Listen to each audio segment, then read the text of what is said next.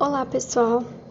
Eu vou apresentar aqui um resumo expandido que foi aprovado na 11ª Jornada de Educação, Ciência e Tecnologia do IFMG Campus Formiga. O título é Paulo Freire nas licenciaturas do IFMG, uma análise de conteúdo. A acadêmica responsável sou eu, Tamiris Vilela Ferreira, e a minha orientadora, a Thaís Oliveira Duque.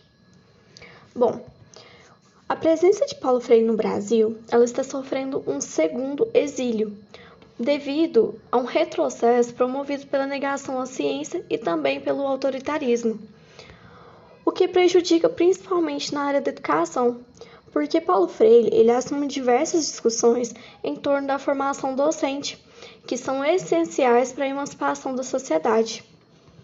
Diante disso, as obras de Freire elas são conhecidas mundialmente em diversos países e utilizadas também em muitas faculdades, em muitos institutos de ensino.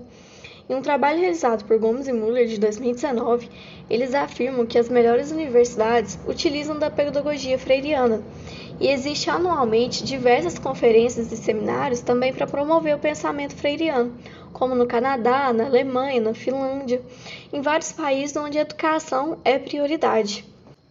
Com isso, a nossa pesquisa tem um objetivo inicial de analisar os documentos que norteiam os cursos de licenciatura do IFMG e trazer algumas constatações iniciais sobre a presença ou também a ausência de Paulo Freire nas licenciaturas da instituição. E para isso, os documentos que a gente pegou para analisar foram os projetos pedagógicos do curso, os famosos PPCs. E esses projetos são planos que visam um processo de planejamento participativo e de modelagem do ensino. Para cumprir o caminho metodológico da pesquisa, inicialmente fizemos uma consulta junto à reitoria da instituição para saber quais as licenciaturas que eram ofertadas e quais eram os campos que ofertavam as licenciaturas. Com isso, a gente teve a identificação de 12 cursos de licenciatura, onde somente um ficou de fora, porque ele teve a primeira turma no ano de 2022, então os possíveis concluintes seriam só no ano de 2025, o que não seria interessante para a pesquisa, porque o interessante seria os alunos que já tiveram contato com toda a grade curricular. Com isso, a gente entrou em contato com a diretoria de ensino e, posteriormente, também com os coordenadores e coordenadoras das licenciaturas, com o objetivo de obter os PPCs do ano de 2019, que teve os possíveis concluintes no ano da pesquisa, 2022. Alguns PPCs a gente encontrou no site da própria instituição, outros a gente teve que solicitar. Então, com o aporte dos PPCs, a gente teve a pesquisa, que foi balizada por meio da técnica da análise de conteúdo, que ela foi dividida em 3 fases. A primeira fase foi a pré-análise, que a gente fez uma leitura prévia dos PPCs, identificou a estrutura deles e fez algumas constatações iniciais sobre como buscar as informações que a gente pretendia para a pesquisa. Depois, fizemos a exploração do material, que a gente fez uma busca textual das palavras-chave que se relacionavam com o nosso estudo, como Paulo Freire, pedagogia, autonomia, entre outras palavras. E, por fim, fizemos o tratamento dos resultados, que foi por meio da inferência e interpretação, que vai ser discutido no próximo tópico. Aqui está uma tabela do que a gente teve na análise dos PPCs, o que a gente constatou de forma quantitativa. A gente viu que na introdução teve somente uma citação explícita, que realmente falava sobre Paulo Freire, citava o autor, e também uma citação implícita, que não era uma citação direta, porém lembrava ao que o autor defende. Nos objetivos, a gente teve 2 citações explícitas e 10 implícitas. E nas disciplinas do inventário, a gente dividiu em 3 subtópicos, que são os objetivos, a ementa e a bibliografia. E a gente percebe que na bibliografia, Paulo Freire é muito citado. Foi citado 40 vezes de forma explícita, ou seja, vários livros do autor, várias obras foram citados nas bibliografias dos cursos de licenciatura. Outro resultado que a gente teve foi que no curso de licenciatura em pedagogia teve a maior aparição de Freire e ele se destacou entre os demais.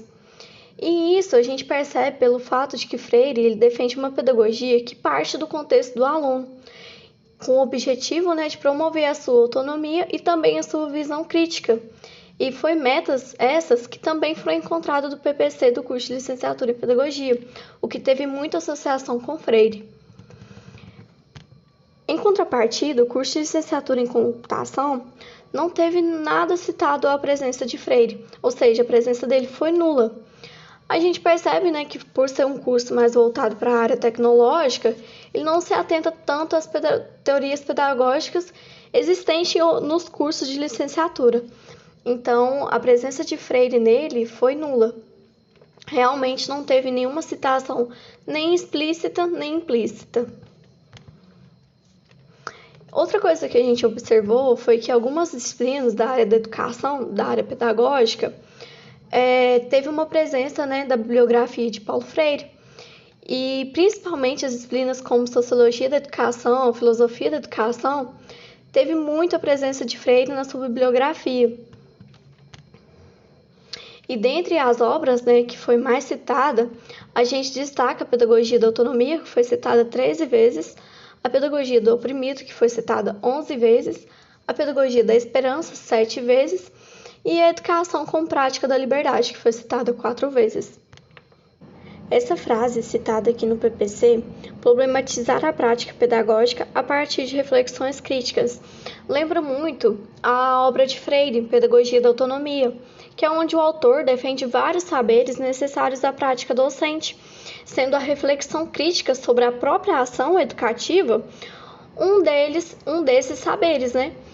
Então, essa citação lembra muito o que Freire defende nessa obra dele. Além disso, né, é citado no PPC integrar ensino, pesquisa e extensão, articular a teoria com a prática, valorizando atividades acadêmicas que contemplem as principais práticas de ensino e de aprendizagem. O que é o que eu já tinha falado anteriormente, que é a relação entre a teoria e a prática, que é indispensável e que Freire defende muito no processo de ensino-aprendizagem. Por fim, a gente teve como conclusão da nossa pesquisa inicial que a partir, né, dos resultados obtidos, a gente vê que é possível constatar a pedagogia freiriana presente nos PPCs, presentes nas licenciaturas, e que ela é de extrema importância para a formação docente.